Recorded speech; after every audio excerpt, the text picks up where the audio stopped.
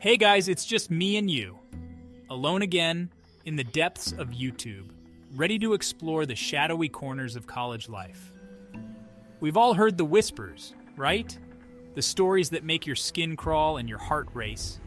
Tonight, we're diving headfirst into 3 true horror stories that took place on haunted college grounds. These aren't your average ghost stories, guys. These are the real deal, the ones that keep you up at night, staring at the shadows in your room. Are you ready to uncover the chilling truths that lurk in the shadows of academia? Buckle up, guys, because once you go down this rabbit hole with me, there's no turning back. Let's do this.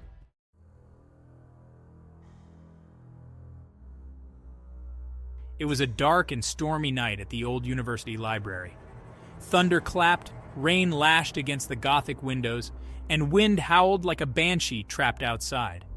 Inside, a lone student, Sarah, was cramming for finals, the only soul brave enough, or foolish enough, to stay on campus during the storm. Sarah jumped, her heart pounding in her chest. She looked around the deserted library, her breath catching in her throat. The shelves seemed to loom over her, filled with countless volumes that whispered secrets in the flickering light. Had the storm knocked a book off the shelf, or was it something else? She tried to shake off the feeling of unease, telling herself it was just the storm. But deep down, a primal fear began to stir within her. Something wasn't right in the library. Something cold and unseen lingered among the stacks.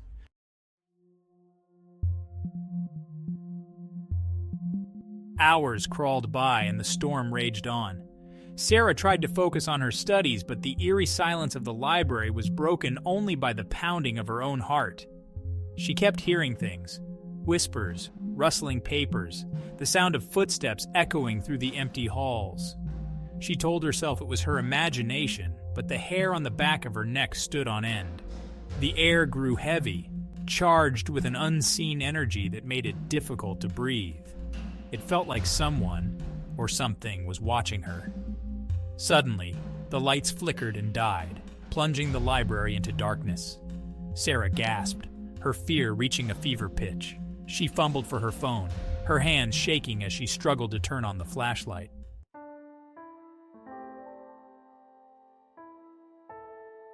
As a faint light pierced the darkness, Sarah noticed something strange. A book lay open on the table in front of her, its pages filled with faded ink and strange symbols. She didn't remember leaving it there. Cautiously, she reached out and touched the brittle paper, and then she heard it, a voice, soft and low, whispering her name. It seemed to come from the book itself, but that was impossible.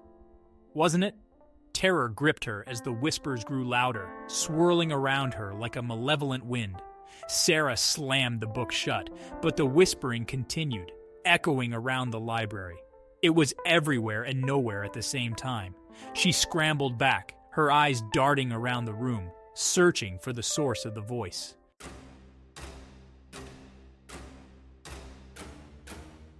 Just when she thought she couldn't take it anymore, the whispers stopped. The library was plunged into an eerie silence once more. Sarah didn't hesitate. Grabbing her things, she ran towards the exit, her footsteps echoing through the empty halls. As she burst through the library doors and into the storm, she could have sworn she saw a figure standing in the window, watching her. It was tall and skeletal, its eyes glowing with an unnatural light. Sarah never went back to the library. Even years later, the memory of that night, the storm, the whispers, the ghostly figure in the window, it all haunted her. The library remained, a silent testament to the horrors that lurked within its walls.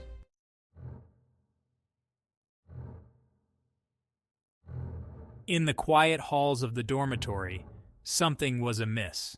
The usual sounds of college life, laughter, music, the murmur of conversations, were replaced by an unsettling stillness. In room 213, 2 roommates, Jake and Mark, felt a shiver crawl down their spines. "Jake, did you hear that?" Jake whispered, his eyes wide with alarm. "Mark!" Mark, usually the more skeptical of the two, couldn't help but feel a knot of dread forming in his stomach. The footsteps were slow, deliberate, and getting closer. The roommates exchanged a nervous glance. Their dorm was at the end of the hall, the last door on the left. It was as if whatever was out there was heading straight for them. The doorknob rattled, sending a jolt of fear through their veins.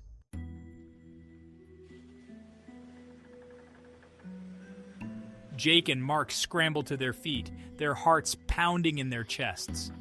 They rushed to the door, throwing their weight against it, desperate to keep whatever was on the other side from getting in. The doorknob jiggled violently, the sound of heavy breathing audible from the hallway. "It's locked, right?" Jake gasped, his voice trembling with fear. Mark fumbled with the deadbolt, his hands slick with sweat. "Yes, it's locked! But what if it can get in anyway?" he stammered, his eyes fixed on the doorknob, which was now rattling with a terrifying intensity. The temperature in the room plummeted, sending a wave of goosebumps across their skin. A cold, unseen presence seemed to seep in from under the door, wrapping itself around them like a shroud. They were trapped, with no way out, and whatever was out there was getting closer.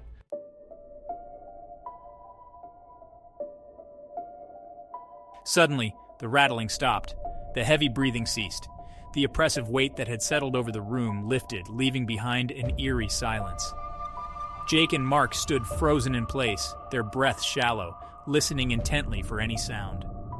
Minutes ticked by, each one stretching out into an eternity. Finally, Jake whispered, his voice barely audible, "Do you think it's gone?" Mark slowly shook his head, his eyes still fixed on the door. "I don't know," he breathed, "but I don't want to find out." They didn't sleep that night, huddled together for safety, their ears straining for any sign of the phantom footsteps. As the first rays of dawn peeked through the window, they finally allowed themselves to breathe a sigh of relief. The nightmare, for now, was over.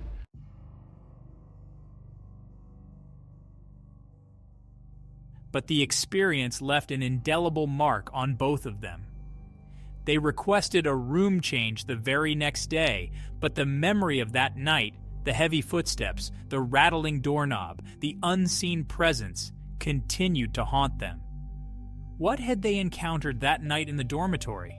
Was it a restless spirit, a malevolent entity, or something else entirely? The questions lingered, unanswered, adding to the growing list of unexplained phenomena that plagued the university. One thing was certain. The dormitory halls held secrets, dark and disturbing secrets that were best left undisturbed.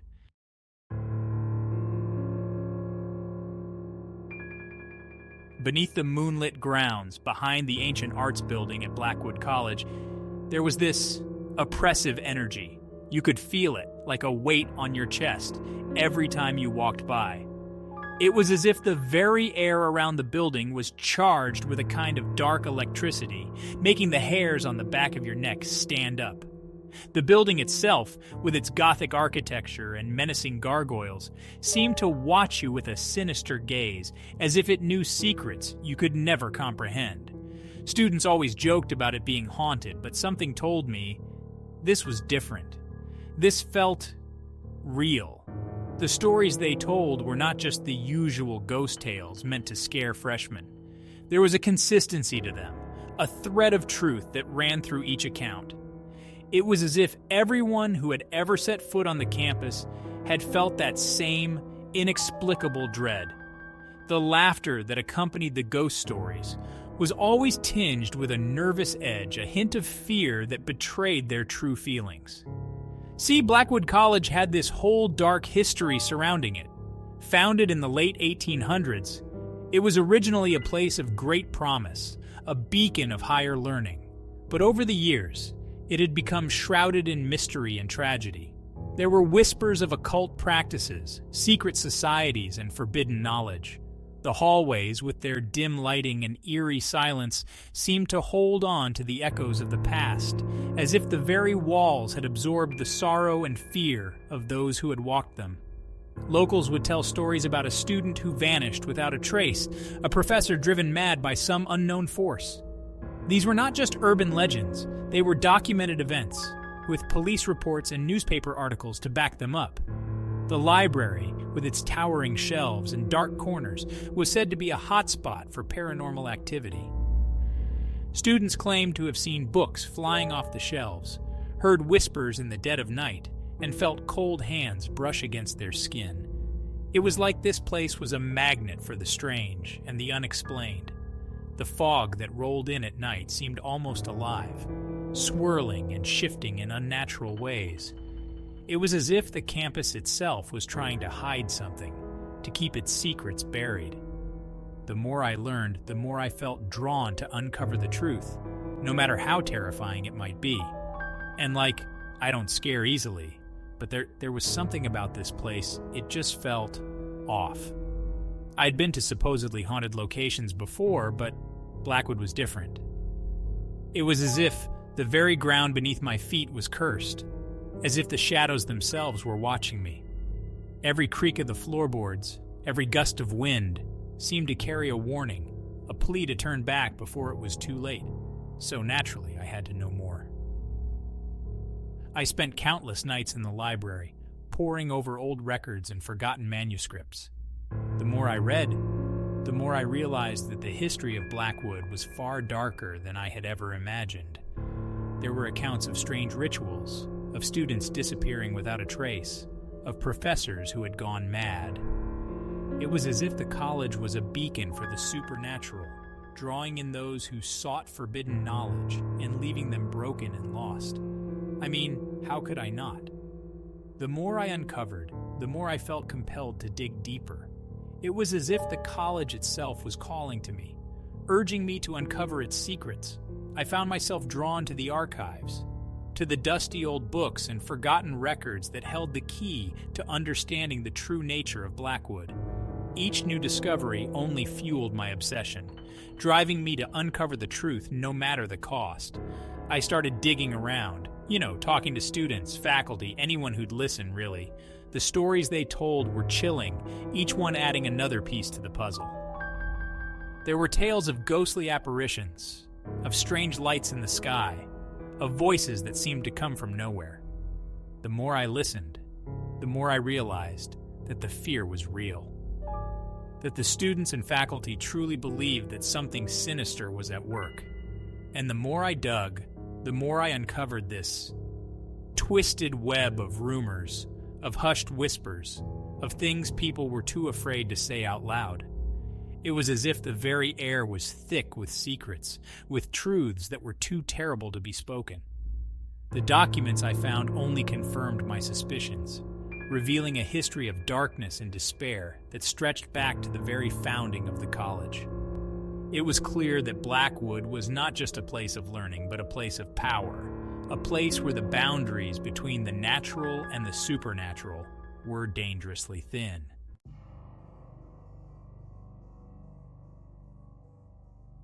One name kept popping up again and again: Elias Croft.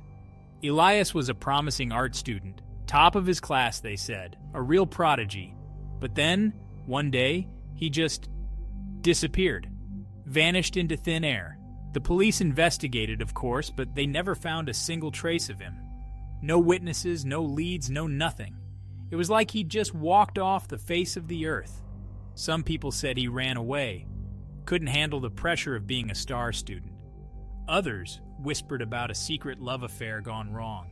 But the most disturbing rumors, they pointed to something darker, something more sinister.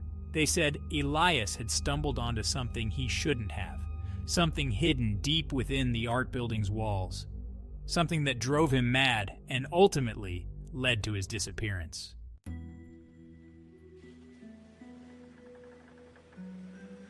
So, obviously I had to see this art building for myself. I mean, come on. A hidden room, a missing student? This was like something straight out of one of my conspiracy theory videos. I waited until everyone had cleared out for the night, just to be safe. The air was thick with the smell of paint and something else, something metallic almost. It made my stomach churn. I wandered the halls for what felt like hours, my flashlight cutting through the darkness. Every creak of the floorboards, every rustle of wind outside the windows made me jump. And then I found it. Hidden behind a dusty old tapestry was a door that hadn't been opened in, well, who knows how long.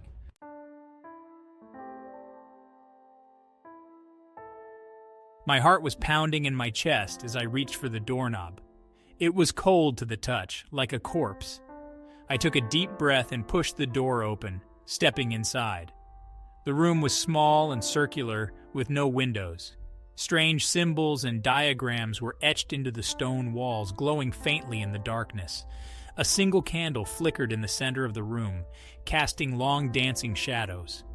And then I heard it, a whisper, soft and low, like a breath against my ear. It seemed to be coming from the walls themselves, swirling around me, growing louder, more insistent. I couldn't make out the words, but the tone, it was filled with such sadness, such despair.